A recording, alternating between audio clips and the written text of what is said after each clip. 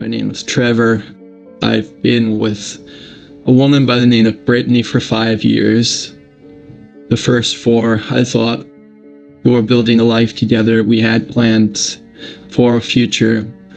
But this last year actually, out of the 5, this last year, our foundation started to rot. I guess you could say from the inside out. We would work out 3 times a week.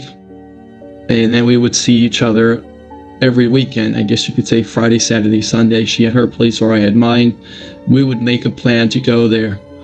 She mentioned that she wanted to start going to this women's fitness club. I said, yeah, that's great.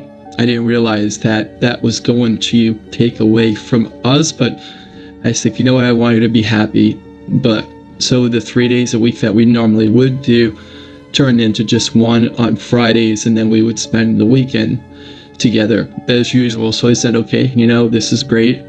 I still get to see my girl. And then that started to change because as she would hang out with these people, she was, I guess, starting to find a new identity. She started hanging out with these women, and they're all single. And I hate to use the word, they're on the hunt, but my story will elaborate how that is. So I first, just to give you a little more background, she'd have a lunch here or there, and then, of course, her gym session, say we go to lunch afterwards. And this went from, once a week to all the time. And now what ended up happening was she said, hey, I'm going to start hanging out with my friends on, Fridays or Saturday, whatever day you would prefer to be with me. They want to kick it with me. They want to hang out. So I was like, okay, I thought it was just like a once a month thing. It turned out to be a twice a month thing. And then she would be too exhausted to be with me after hanging out, because I would say, let's do Saturday. So at least I'll have you Saturday morning, and then Sunday afternoon, you'll go and do your usual routine. Well, she was too exhausted for me. This would happen twice a month. And then it happened to basically 3 times a month to 4 times a month. I hardly would get to see her at all. And when I made a big deal of it, according to her, she would say, well, you're being a little insecure. We have our whole life together. I need friends. I have to have friends. Okay, Trev. And I would like, okay. But so I would basically end up seeing her once a month. And when I would see her once a month, I would find out that, okay, can I at least connect with you this weekend? Because it was almost as if I had to book an appointment to be with her. And she would basically say, well, this weekend's no good. In fact, because I'm getting ready, we're going on a ladies only cruise. And I go, what's a ladies only cruise? There's not going to be men. It's just a ship full of women. And she said, no, it's a party cruise. But if for us, it's no men allowed. So we have some mutual friends from spending so much time together. And one of her girlfriends, who knows one of my guy friends, she calls me up and she says, I want to talk to you. We want to talk to you. So I go over to see my friend, Brad. And they said, look, we don't want to get involved, but we thought you should know that that last cruise that you went on, I noticed that, well, you should just see the video. And I'm like, okay. And I see that a couple of her new girlfriends do have guys there on the cruise. And then not only do they have guys on the cruise, but it shows my girlfriend basically talking. You could actually hear the volume in the background, and she's talking. And she says, wow, look at this guy, look at that guy. That would be good for a hookup. That would be good for a hookup. Now, I don't know if anything ever transpired because of that, but these were the things that she was saying that I heard with my own ears. But they don't want to get involved, so I couldn't say anything. But I kept getting gaslighted. And then come to find out, I look at my own Facebook later that evening, only to find out that I'm not even a friend anymore. And when I approached Brittany and I said, what's going on? What's going on? I'm not even your friend. You deleted me. And she said, I know that you can get jealous. I've never been jealous in this whole relationship. One, I didn't think I had to be jealous about anything. And then she said, so I didn't want any problems. I do have guy friends, and I didn't want you to be uncool with that. And I said, am I the guy you're going to spend your life with, because we discussed this as plans. And she goes, now you're being insecure. And if you think I'm such a bad girlfriend, then break up with me. So she goes, it's up to you. The ball is in your court. And right there, I was like, no, I was just trying to talk to you so we can work things out. And she goes, well, then get over your insecurities and man up, basically, is what I was told. And this is what I stand with her right now. And I'm seeing, Coach Bragg, and I'm glad to help out if this helps anyone going through this. And so Coach Bragg is going to tell you what we talked about and how it was basically handled from here. All right, everybody, welcome to the Greg Stewart Show. We're going to get into Trevor and this fiasco, as I like to call it. And before we do that, please subscribe, like, share, and comment. It has been going a long way. But without further ado, let's go into this situation that Trevor is going through. And one of the first things I want to tell everybody who is listening up there, pull a chair up for this, because you cannot change what you do not acknowledge. You cannot change. This person is beating around the bush. They're making him of blame. They're gaslighting, whatever title you want to call it. But when you feel red flags, when your heart is pitter-pattering, and all of a sudden a routine of 4 years, they're together 5, a routine of 4 years starts to make a shift, a change, and it comes out of nowhere, well, that's not usually a good thing. So I said to Trevor, I go, look, I can't do sweet love, soft love. I have to tell you like it is. We need you to wake up. We need you to see and notice. And he admits that's why he's there. When he was with me, that's why he's here. And that's why we're here now, because he wants this story to help people. But let's get into what I told Trevor. So one of the things I told Trevor, I said, look, you're an old model car. She's going out and putting herself in positions to find a new model. Not to say it's going to be better long term, but right now she's found a new sense within her identity. She's been in a relationship for so long, and she's been put in situations when she's with you. People known and noticed her with you. That's Trevor's girlfriend. He had couples that you would go out with as friends. Now she's abandoning the couples friendships to go with the single friendships. And she's seeing this lifestyle of these girls, these women, these ladies that she's going out with. And every guy is a new guy. So there's a new vibe, a new feeling, a new desire. So when she's getting this, it's hard to compete with coming home. One of the best lines, I hate to say, that Eddie Murphy said in one of his comic roles was, you know, I've been with the same person. And it's not to say you were bad. You planned a future and everything. And he goes, all this time, I thought I had saltines. Well, I want a Ritz. I want a different flavor. I want a biscotti. I want something different. Well, that's the case here. All of a sudden, she's hanging out with this. She's getting this energy that she hasn't seen, felt, or otherwise.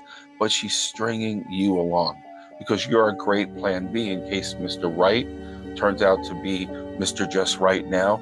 She knows you are Mr. Right. You had a plan. You had things that you were going to do together. So I don't want to exactly lose that, because now I'm looking for the better thing. And here's the reality. There's no better thing. The bottom line is this. The fantasy, which she's living in right now, as there's a saying, the juice isn't worth the squeeze. The juice isn't worth the squeeze, or the fantasy never lives up to the reality. And that's what's happening here. She's seeing this. She's got a couple of drinks in her. She's feeling flirty. They're flirting. She's feeling desired. And you don't know these people, and you might not like what you see when you do possibly break up, which is where it's headed. In her case, I would say the more you throw bait out into the water, you're going to get bites and eventually land something. So that's the case here as well. She's putting this out there, and she might not really want what she's going to get. And that's why I told Trevor, she's stringing you along. When Trevor and I were speaking about it, there was other things that she also said when he came up and said, you know, what's going on? We need to talk. And she would blow him off.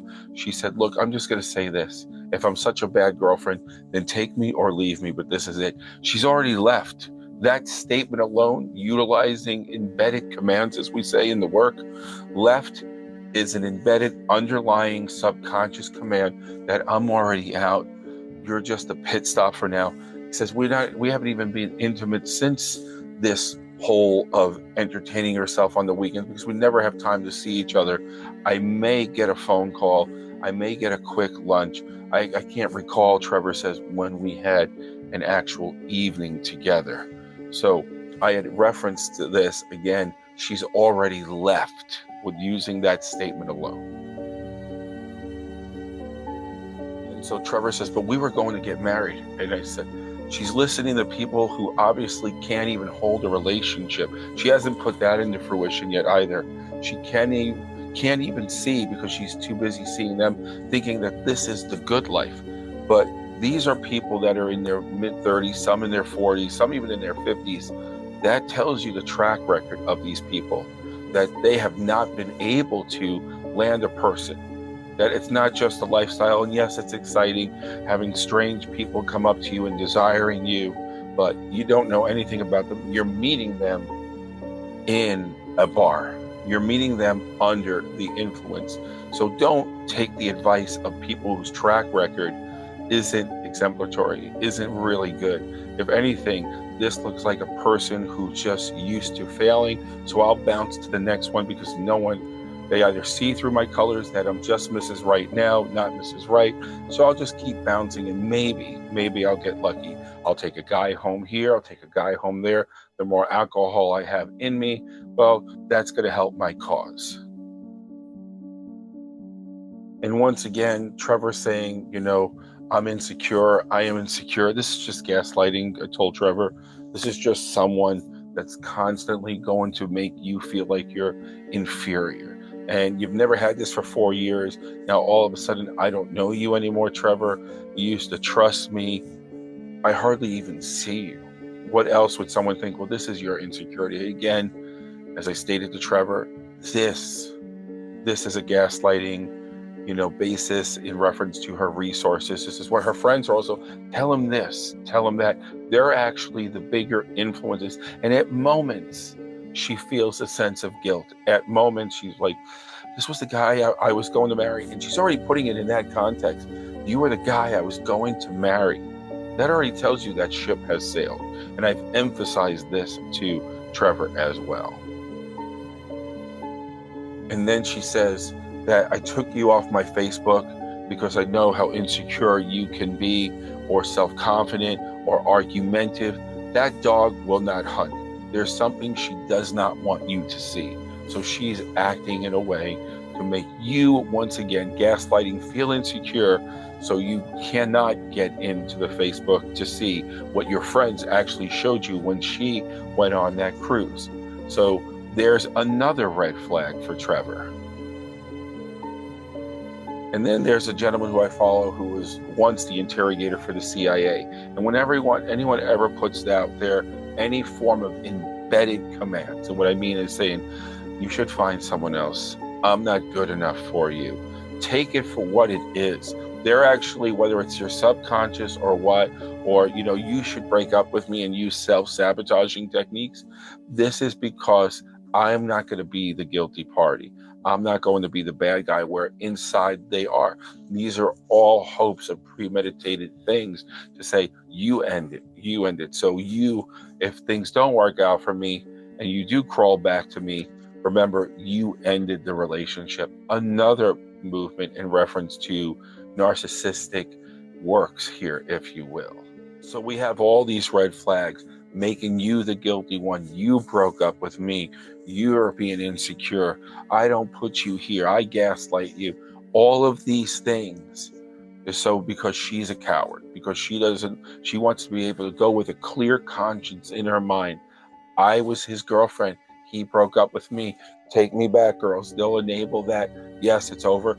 Now you are not the 3 musketeers, but the 4 musketeers, because now we're going to build on our future as this new relationship team goes out there and she picks up these now new experiences and resources. So what I emphasize to Trevor is you need to ask yourself, do you respect yourself? Do you respect yourself enough to want something better? Because there's plenty out there. It's just you have to decide right now. The investment that you're going to make is no longer with Brittany, but an investment in reference to your value. Right now, if you say no to this, that you don't respect yourself, well, then there's a deeper thing going here that you're going to choose when she does eventually dump you. You're going to look for someone like Brittany and hope you could change her because of the failure you had in this relationship, which was never your fault. So he agreed. He agreed that he wants to learn how to build himself because he said it. I have been out of the game for 5 years. I don't know the first thing because I was maybe domesticated. I've fallen in love. I thought I found the person for me. So don't be angry, I said. You want to utilize what she's done to you. So your memories and moments and feelings, don't say stay. You want to think of the bad so you can disassociate. Because whenever he did speak of the bad, he was like, I don't want to be with this person. And then when he would start reminiscing and missing and remembering, then it's like, oh, maybe we can work it out. I go, look, you need to first put down the groundwork for what she did to you. That's going to help you disassociate and stop saying her name or my. By utilizing the word my, you're still keeping it as yours. People make this mistake all the time when they break up with someone. My ex. She is nothing to you anymore. You're claiming that she's mine, which makes her still stay stuck in your head at one point in your file cabinet. Disassociate completely. There's a reason why in law they give a plaintiff and a defendant so the jury doesn't build an emotional connection. You have to do the same in this relationship. You have to detach yourself from being connected to this person. Otherwise, they're going to railroad you.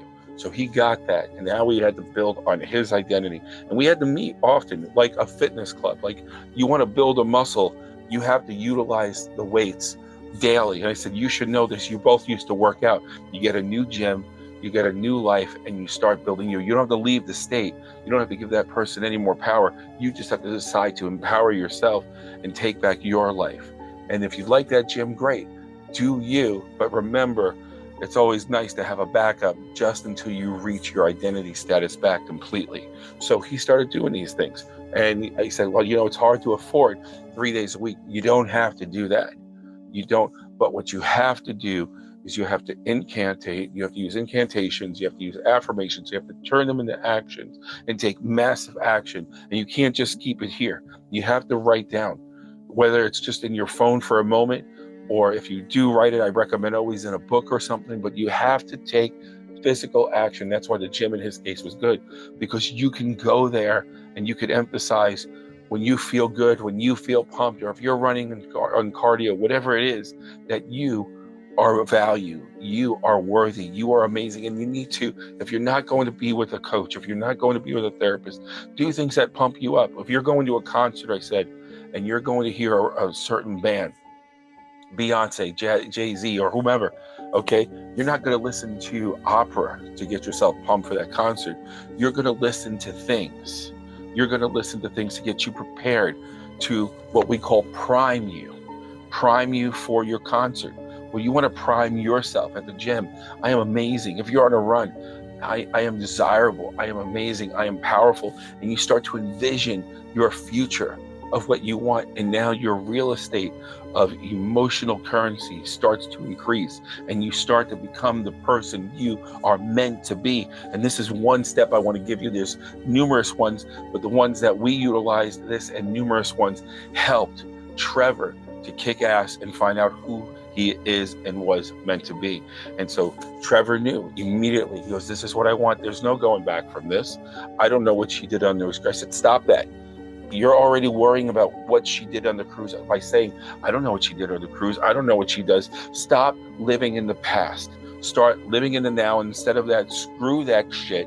I said, start moving forward and start seeing yourself move forward. Start saying, I'm at the gym. I'm getting pumped. And don't worry, well, are ladies going to find me? I know you're lonely. I know you're feeling it. Worry about the relationship in here. They will come when they see this feeling and looking more confident. Your friends will even notice, hey, you want to hang out? And they'll bring a friend along. Don't worry. That avenue, you put it out there with all of the apps that's out there. You have plenty of opportunity, but choose what you want, I said. If anything, future pace, I call it. Future pace to what you want moving forward, what you want in a woman. And think, where would I find a woman like that? All right, you went to the gym, you found Brittany. Okay, if you wanted someone in whichever area, find what you like. Don't just, shop around, as they say. Don't just say, I'm going to go on an app. This person sounds good. This, that. Remember, the key factor is to look in the resources. There's plenty of people out there, but when you're ready here and here, you'll find what you need. And Trevor was able to do that, and he cut that tie. He realized that that dog did not hunt and that he does not want that. And 4 months later, he was already feeling better within a month, but 4 months later, he started dating. He said, I need to be good here. I don't want someone to inherit my hell, my missing, my feeling, because he had roller coaster emotions, but he was able to power through and realize how valuable he was. And then he met someone, and guess what? So now he's dating a girl by the 4th month of all of this crap. And by the 5th and a half month, guess who comes knocking at his door? You guessed it. Here's Brittany. She got that out of her system. She even attempted to date. And she goes, oh my God. And she actually told him. She calls him up and she goes, could I at least talk to you? He goes, well, she goes, but he didn't want to be. He goes, sure, talk to me, and she goes, I did try. I made a mistake, this, that. And, I even tried to date a guy, and what a loser. What is this? Just seemed like it's like a job. Like you talk about a job and then you get a new job and you badmouth that one. This was the pattern. It was like I could only imagine what you said about me to that guy, but it didn't even matter because he moved forward. He goes, well, I'm sorry, but I wish you well. And she even tried to use the gaslighting again, but we had a future. All right, we hit a speed bump.